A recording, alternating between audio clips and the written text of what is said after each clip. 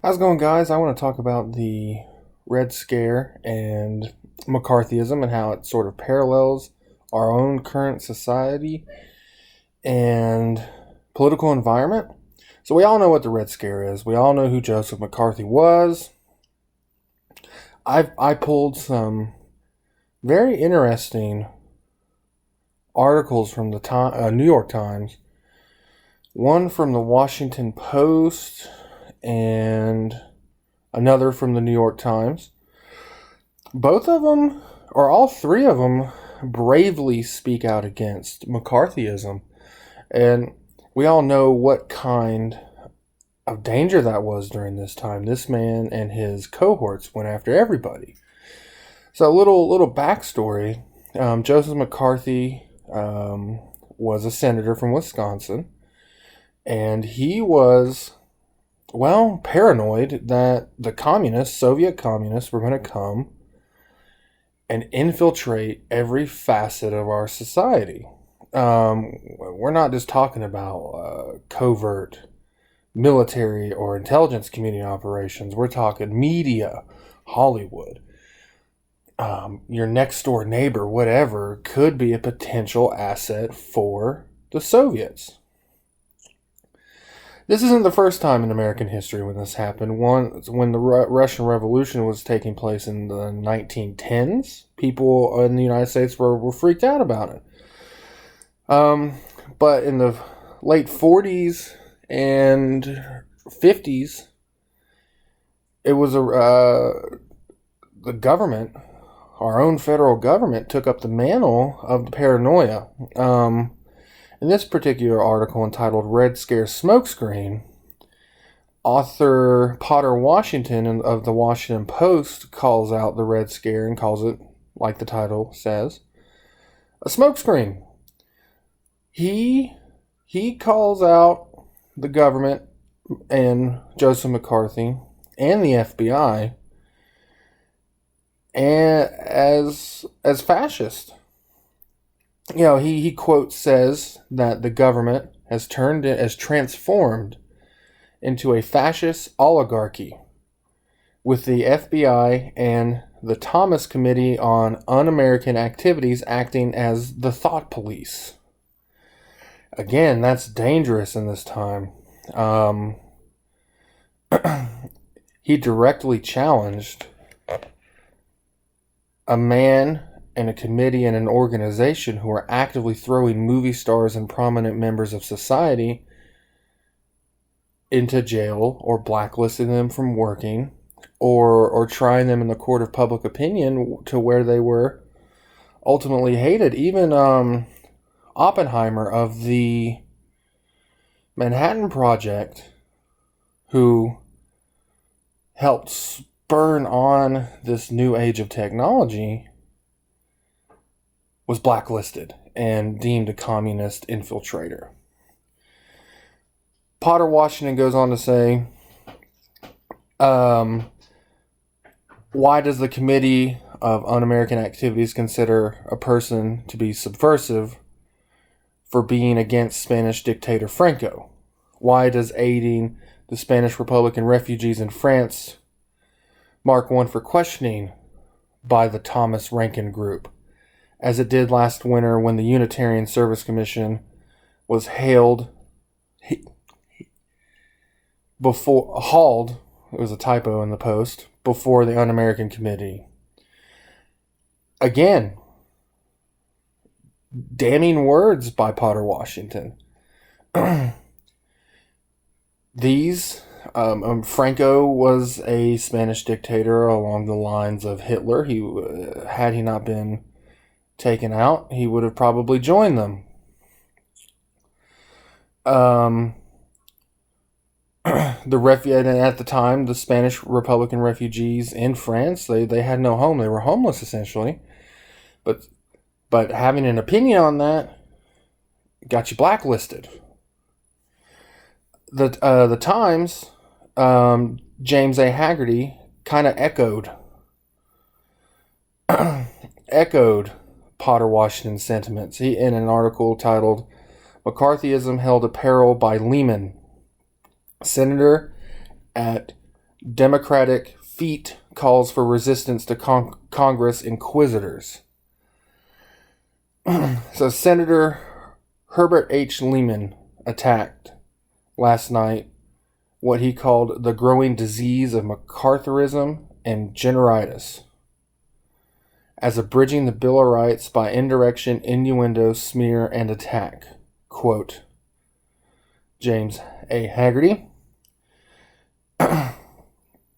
Again, strong words coming from the press and during a time when they knew they could be fired or hauled off to prison without question.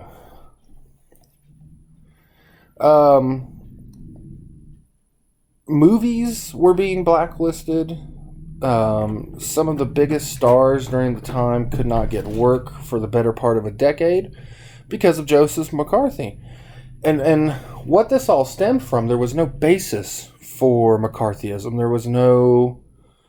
There was no evidence for any of these people being Russian assets. There was no evidence for anyone being a turncoat. It was all hearsay. It was all fear-based, and it was definitely all influenced by a certain level of paranoia. and again, in a letter to the editor, there was no attributed author to this one, but it was a letter to the editor in the Times. Let me find it. This concerned anonymous author in his letter said the menace of McCarthyism.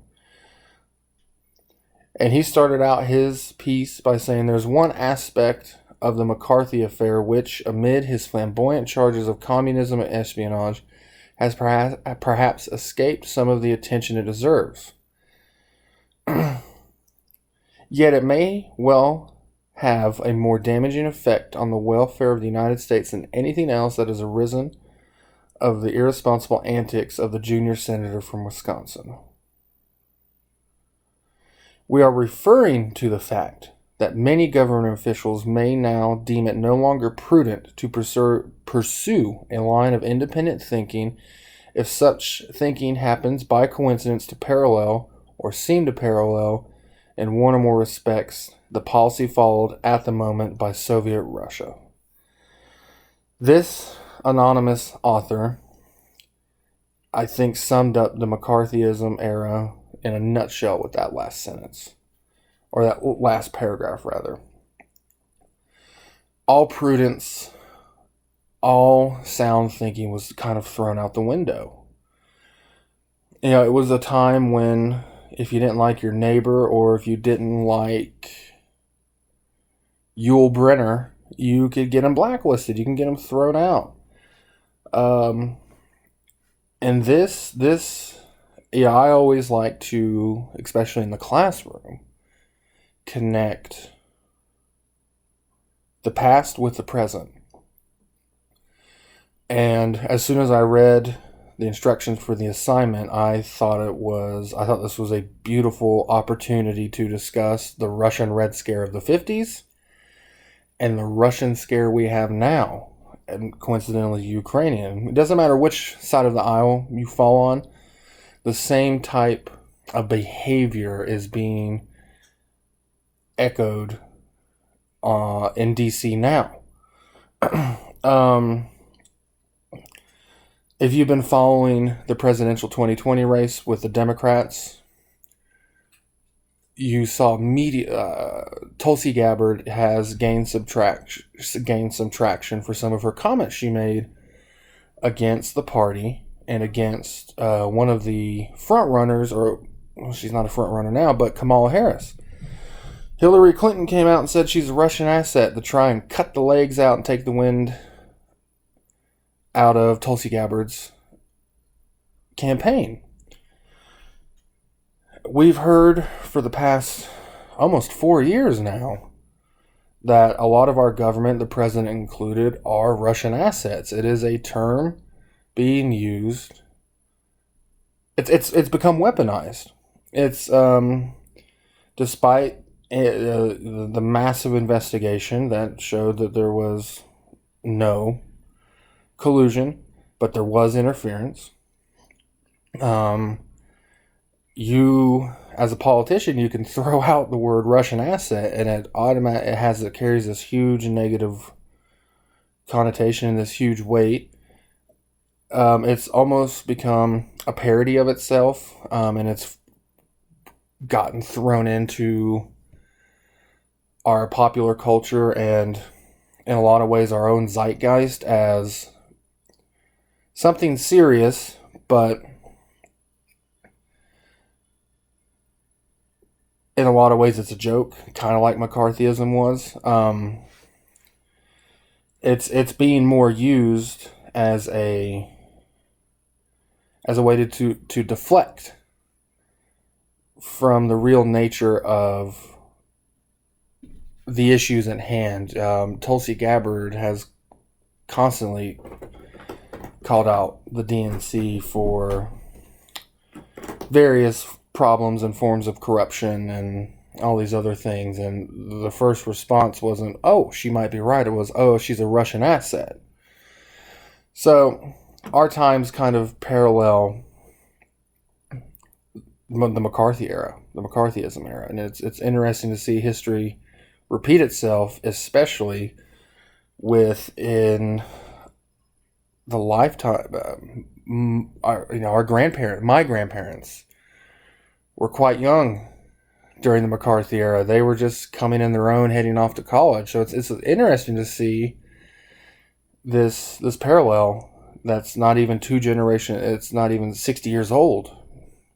I'm sure that there's some professors around who are teaching us that remember the McCarthy era. And even some teachers in middle schools and high schools that remember this stuff, this scare. So it's quite odd that the further we go on into the 2000s, the more we see the history of the 50s and 60s repeating itself. Usually you have to go a lot further back to see the parallels, but we just keep making the same mistakes. And it's something that, like I said, I like to point out in my classrooms when appropriate. Thanks for hearing me out this week, and happy holidays, everyone. I hope everyone had a great Thanksgiving. You have a good rest of your night.